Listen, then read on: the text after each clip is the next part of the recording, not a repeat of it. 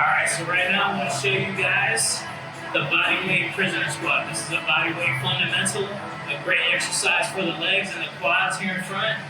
This is all we're going to do. Point out our feet at a good 45-degree angle. I don't need them way out here.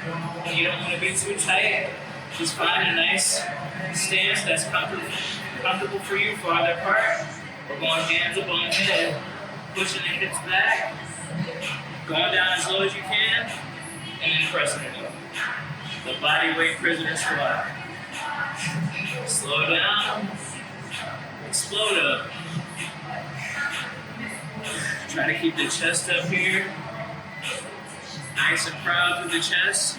And then I'll just turn to the side and I'll give you guys a view of what it looks like. Same concept, hands on the head, and then notice pushing my hips back, going as low as I can, and then pressing it up.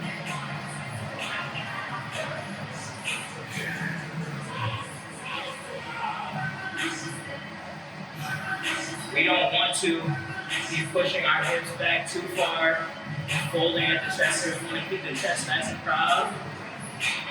Yeah, rep it from there.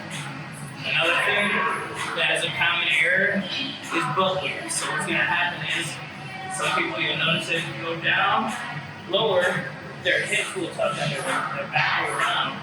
We want to eliminate that. So in order to eliminate that, if you notice that this is happening to you, try to just come up a little bit higher. You don't have to go as low as what's needed.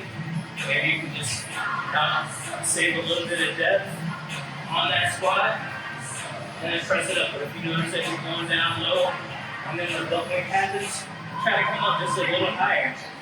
Try to notice that, try to prevent that butt weight from happening.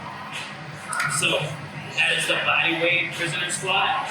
Go ahead, give it a try, let me know how you guys like this exercise, and we will see you in the next video.